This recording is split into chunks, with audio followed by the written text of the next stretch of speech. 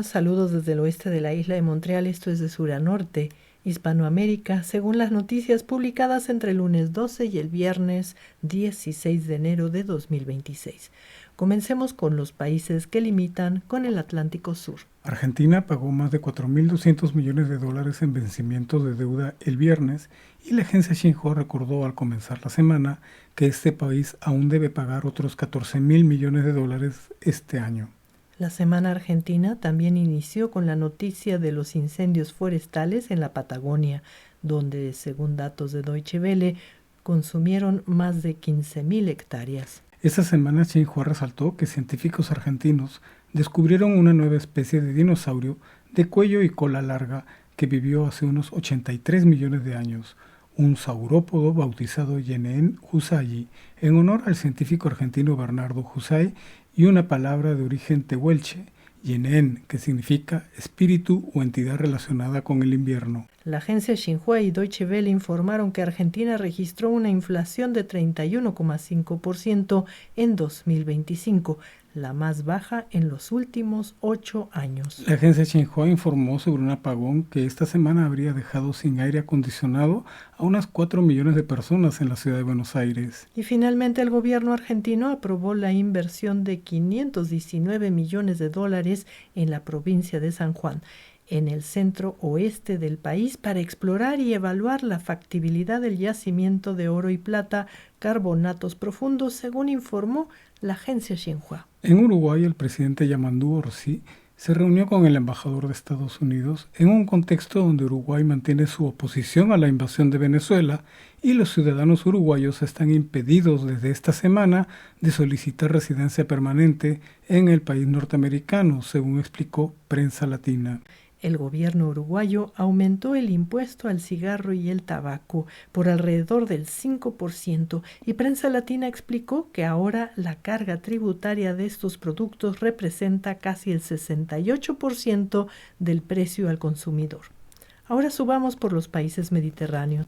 En Paraguay las exportaciones superaron los 16.000 millones de dólares en el 2025, un 5,8% superior al año anterior, según informó la agencia Xinhua. La misma agencia agregó que las exportaciones de carne bovina paraguaya superaron los 2.000 millones de dólares, un incremento del 21,9% con respecto al 2024. En Bolivia, miembros de la Central Obrera Boliviana mantuvieron los bloqueos de carreteras este sábado, como protesta por la ruptura del diálogo con el gobierno del presidente Rodrigo Paz, según informó Deutsche Welle. Y el domingo, el gobierno de Bolivia y la Central Obrera Boliviana alcanzaron un acuerdo sobre el fin al subsidio a los combustibles, según explicó la agencia Xinhua. La misma agencia informó que el Banco Mundial proyectó que el Producto Interno Bruto de Bolivia se reducirá en un 1,1% en 2026 y que el Banco Interamericano de Desarrollo anunció que trabaja un paquete de apoyo de hasta 4.500 millones de dólares para estabilizar la economía y reactivar el crecimiento en este país altiplánico. Y Prensa Latina dijo que la actual declaratoria de emergencia energética en Bolivia busca evitar que empeore la crisis energética del país, según explicó el ministro de Economía José Gabriel Espinosa. Ahora recorramos la costa del Pacífico. En el Perú, un juzgado de la Corte Superior Nacional de Justicia Penal Especializada archivó definitivamente el juicio por lavado de activos y organización criminal contra la actual candidata presidencial Keiko Fujimori. Y Deutsche Welle explicó que actualmente Fujimori postula por 4ª vez a la presidencia de este país en las elecciones generales de abril próximo. Deutsche Welle también informó que Estados Unidos invertirá 1.500 millones de dólares en la ampliación de una base militar en Perú, en el puerto del Callao, cerca del Aeropuerto Internacional de Lima. La misma agencia explicó que en 2024 el presidente chino Xi Jinping inauguró un puerto comercial de 3.500 millones de dólares en el Perú y que el puerto comercial del Callao recibirá 400 millones de dólares de una empresa de Emiratos Árabes Unidos para aumentar su capacidad en un 80%. En Ecuador, los habitantes de la comunidad Puerto López, en la provincia de Manabí, se encuentran en conmoción tras el hallazgo de 5 cabezas humanas en una playa, según informó CNN. La agencia Xinhua informó por su parte que el gobierno ecuatoriano anunció el despliegue de 10.000 militares en las provincias costeras del Guayas, Los Ríos y Manabí, como parte de una nueva ofensiva contra la delincuencia organizada. Y Prensa Latina resaltó que guardaparques ecuatorianos reubicaron 438 huevos de tortuga laúd en las playas de la provincia costera de Manabí para proteger a esa especie marina en peligro de extinción. El mismo medio resaltó que la vicepresidenta de Ecuador, María José Pinto, recibió a una comitiva de Emiratos Árabes Unidos para reforzar el Tratado de Promoción y Protección de Inversiones, suscrito entre ambos países durante el viaje de Noboa al país árabe. Prensa Latina también informó que organizaciones sociales critican que el acuerdo contemple mecanismos de arbitraje internacional para la resolución de disputas entre inversionistas y el Estado, pese a que esta figura fue rechazada por la ciudadanía en la consulta popular del 21 de abril de 2024.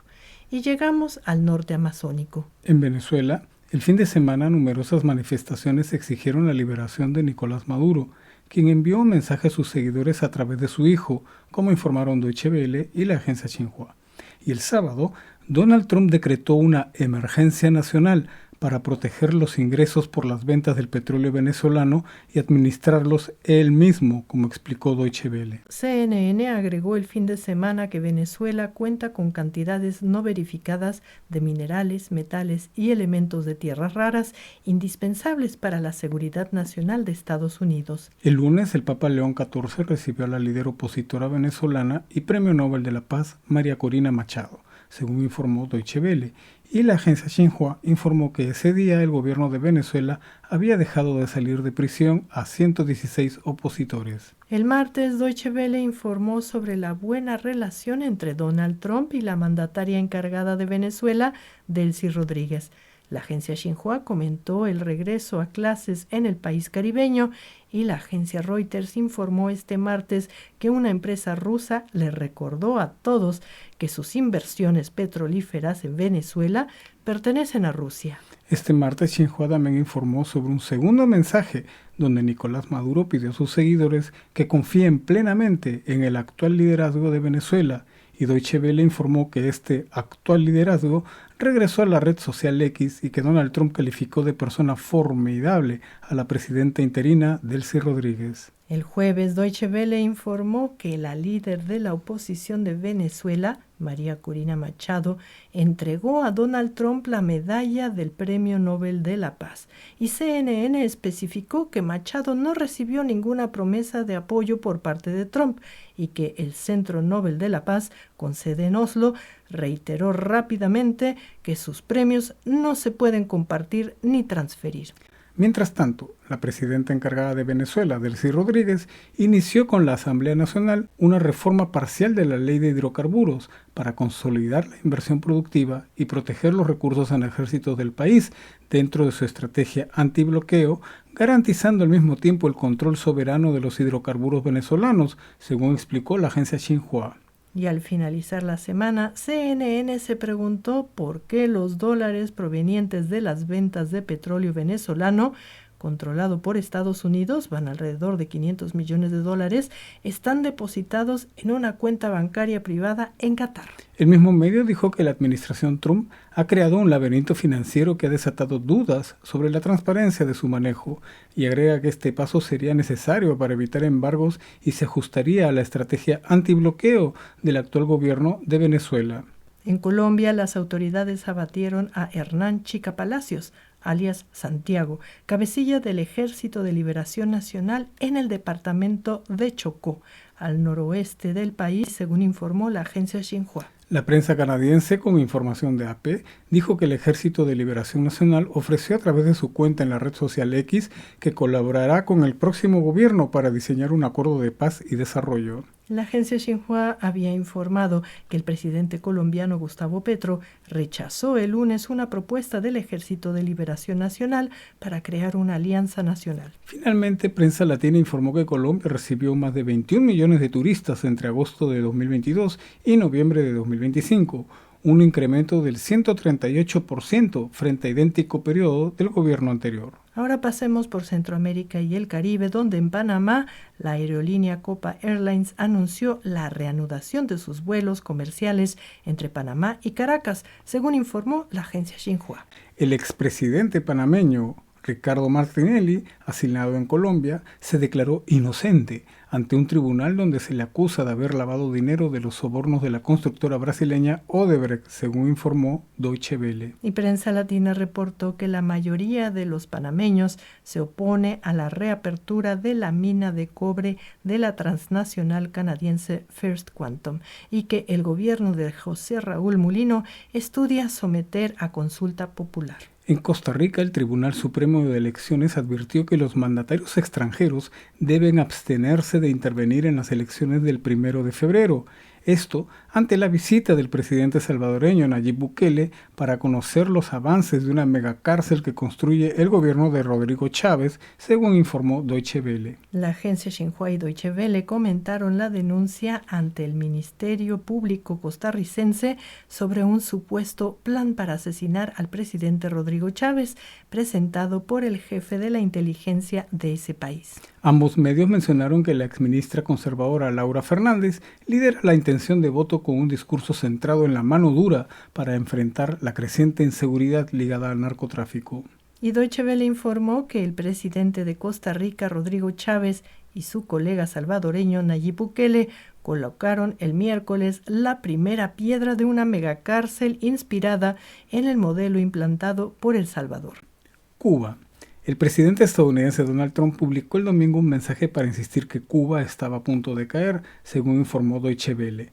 Y la misma agencia y Xinhua dijeron que el presidente de Cuba, Miguel Díaz-Canel, afirmó que no existen conversaciones con el gobierno de Estados Unidos y que cualquier diálogo debe darse en condición de igualdad soberana, respeto mutuo, principios de derecho internacional, beneficio recíproco, sin injerencia en asuntos internos y con pleno respeto a nuestra independencia, dijo.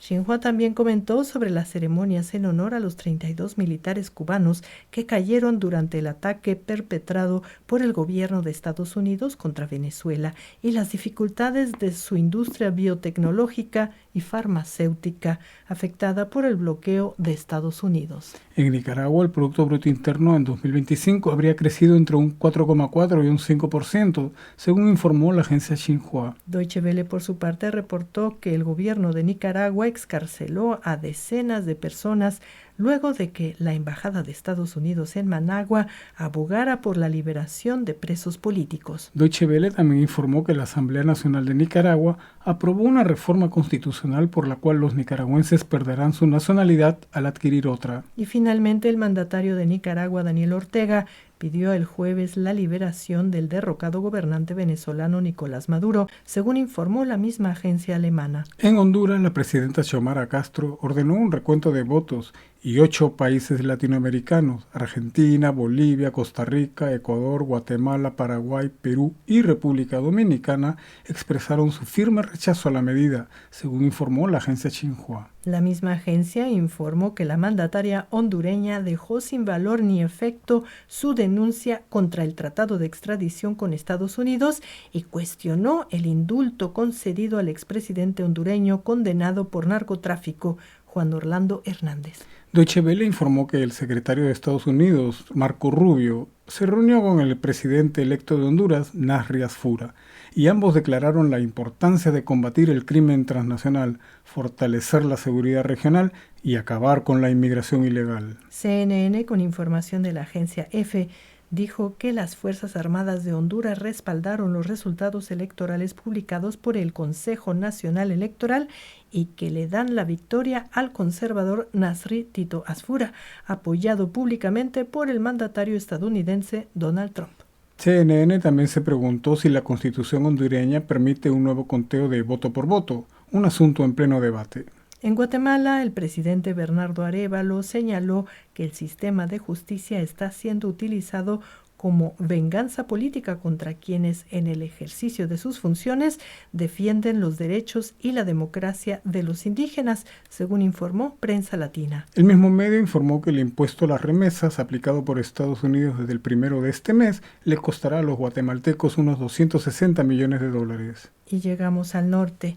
En México, la presidenta Claudia Sheinbaum habló con Donald Trump y dijo que quedó descartada una intervención militar en México, según informó Deutsche Welle. En la misma conferencia de prensa, la mandataria mexicana afirmó su disposición de mediar un eventual diálogo entre Estados Unidos y Cuba, siempre y cuando ambas naciones estén de acuerdo en dicha iniciativa, según reportó la agencia Xinhua. El martes, las autoridades mexicanas detuvieron a 6 presuntos integrantes de la organización criminal Tren de Aragua, según informó Deutsche Welle. Y Deutsche Welle dijo que la presidenta de México, Claudia Sheinbaum, está convencida que la relación comercial con Estados Unidos va a seguir, luego que el presidente estadounidense Donald Trump afirmara que su país no necesita productos fabricados en México ni en Canadá. Prensa Latina resaltó que la Agencia Mexicana de Cooperación Internacional para el Desarrollo y la organización Tent Partnership for Refugees fortalecieron esta semana una alianza para la inclusión laboral de refugiados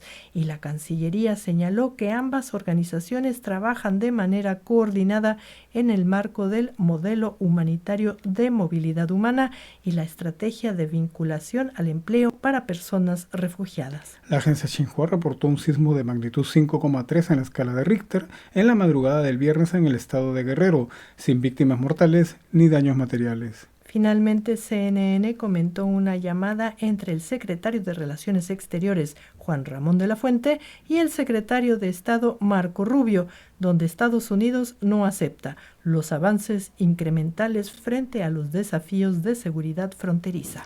El Grupo de Implementación de Seguridad Bilateral se reunirá el 23 de enero y, según CNN, deberá generar acciones tangibles para contrarrestar a los cárteles y detener el tráfico de fentanilo y de armas en la frontera compartida.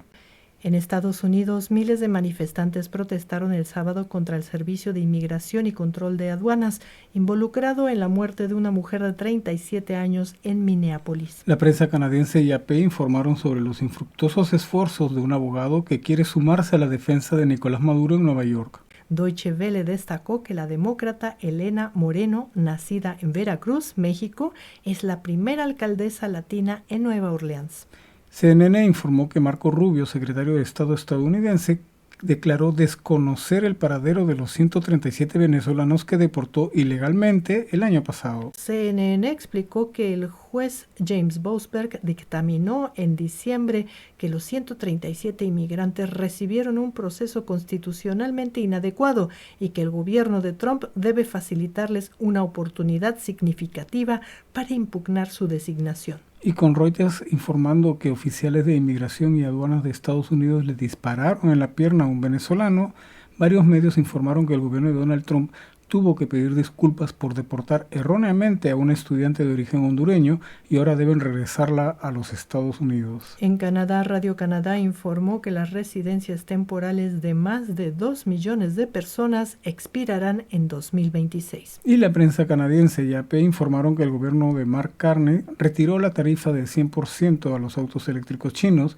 y el gobierno de Xi Jinping redujo el arancel a las semillas de canola canadiense. Y finalizamos con el dato de la semana. La agencia Xinhua destacó el acuerdo de libre comercio entre el Mercado Común del Sur, Mercosur, y la Unión Europea, al que denominó como un entendimiento entre economías con distintos niveles de desarrollo y competitividad, y que demoró 25 años de negociaciones. Bueno, amigas y amigos, esto fue de sur a norte.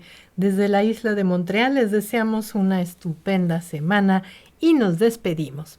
Hasta la próxima.